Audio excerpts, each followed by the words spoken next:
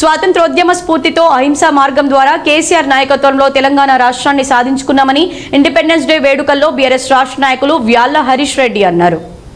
స్వాతంత్ర దినోత్సవ వేడుకల్లో భాగంగా శుక్రవారం గోదావరికని మెయిన్ చౌరస్తాలో బీఆర్ఎస్ నాయకులు షాహిద్ పాషా ఆధ్వర్యంలో ఏర్పాటు చేసిన జాతీయ జెండా ఆవిష్కరణ కార్యక్రమంలో పాల్గొని త్రివర్ణ పతాకాన్ని ఎగురవేశారు. ఈ సందర్భంగా హరీష్ రెడ్డి మాట్లాడుతూ స్వాతంత్ర స్ఫూర్తితో సాధించుకున్న తెలంగాణ రాష్ట్రాన్ని 10 ఏళ్ల బీఆర్ఎస్ ప్రభుత్వంలో రాష్ట్రాన్ని అన్ని రంగాల్లో నెంబర్ 1గా నిలిపారన్నారు. కానీ నేడు కాంగ్రెస్ ప్రభుత్వంలో రాష్ట్రం అన్ని రంగాల్లో వెనక్కు వెళుతోందని ఆరోపించారు. స్వాతంత్రం వచ్చింది కానీ నేడు స్వేచ్ఛా వాయువులను మాత్రం అనుభవించడం లేదన్నారు. కాంగ్రెస్ ప్రభుత్వంలో ప్రతిపక్షాలకు మాట్లాడే హక్కు లేకుండా చేస్తుందని, ఆంక్షలతో కేసులతో భయభ్రాంతులకు గురి చేస్తున్నారని ఆరోపించారు.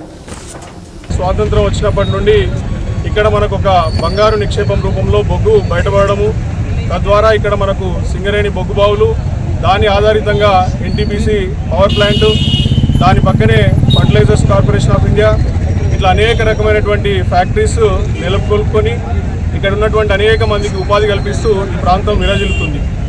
అట్లాగే ఈ ప్రాంతంలో ఉన్నటువంటి కార్మిక కర్షక కుటుంబాలందరూ కూడా కేసీఆర్ గారు ఎప్పుడైతే 2001లో ఇక్కడ జరుగుతున్నటువంటి అన్యాయాన్ని చూసి ఒక పార్టీని స్థాపించి ఇక్కడ ఉన్నటువంటి ప్రతి ఒక్క కర్షక కార్మిక కుటుంబాలను ఇన్వాల్వ్ చేసి ఉద్యమంలో 14 ఏళ్ళు ఏదైతే భారత స్వాతంత్ర ఉద్యమాన్ని గాంధీజీ గారు ఆ రోజు అహింసా పద్ధతుల్లో మరి ముందుకు తీసుకెళ్లి స్వాతంత్రాన్ని సిద్ధించినారో, అదేవిధంగా గౌరవనీయులు పెద్దలు కేసీఆర్ గారు కూడా 14 ఏళ్ళు అవిశ్రామంగా కొట్లాడి మరి తెలంగాణని సాధించి ప్రతి ఒక్క దేశంలో ఉన్నటువంటి రాజకీయ వ్యవస్థను ఒప్పించి తెలంగాణని సాధించినటువంటి తెలంగాణలో ఒక 10 ఏళ్ళు మరి భారతదేశంలోనే నంబర్ 1 రాష్ట్రానికి తీసుకెళ్లి ఇక్కడ పరిపాలన బంగారుమయంగా కొనసాగించినటువంటి ఘనత కేసీఆర్ గారు.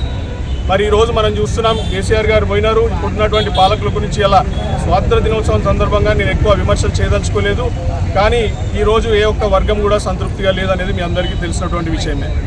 ఎందుకంటే ఆ రోజు దేశంలోనే రాష్ట్రం నంబర్ 1 అయితే ఈరోజు దేశంలో రాష్ట్రం ఏ స్థాయిలో ఉందో మనం అందరం చూస్తున్నాం.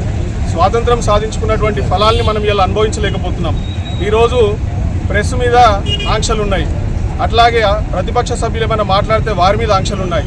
ఇది మన స్వాతంత్ర స్ఫూర్తికే విరుద్ధం. స్వాతంత్రం తెచ్చుకున్న ఆ రోజు డాక్టర్ బాబాసాహెబ్ అంబేద్కర్ గారు రచించినటువంటి రాజ్యాంగం ప్రకారం ప్రతి ఒక్కరికి స్వాతంత్రం ఉండాలి. మనం స్వాతంత్రం తెచ్చుకుందే స్వేచ్ఛా వాయువులతో ఇక్కడ బతకడానికి. మరి ప్రభుత్వంలో ఇలా అవి ఏమీ కూడా జరగట్లేదు ప్రాపర్గా. సో అందుకే ఇలా మన భారత 79వ స్వాతంత్ర దినోత్సవం సందర్భంగా మనం మళ్ళీ ఆ స్వాతంత్రాన్ని తీసుకొచ్చుకోవాలి, ప్రజలకి తగినంత ఫ్రీడమ్ ఇవ్వాలి, వాళ్ళని భావస్వేచ్ఛని ప్రకటించుకునేంత తగినంత ఫ్రీడమ్ ఇవ్వాలి అని అంటే ఖచ్చితంగా మరి ముందు రానున్న రోజుల్లో మనం అందరం కలిసిమెలిసి పోరాడాలి. ఖచ్చితంగా ఇక్కడ ఉన్నటువంటి అన్యాయాన్ని కూడా ఎదిరించాలి. ఇక్కడికి మీ అందరూ కూడా నన్ను సాదరంగా ఆహ్వానించినందుకు మీ అందరికీ కూడా మరొకసారి పేరున 79వ స్వాతంత్ర దినోత్సవ శుభాకాంక్షలు తెలియజేసుకుంటూ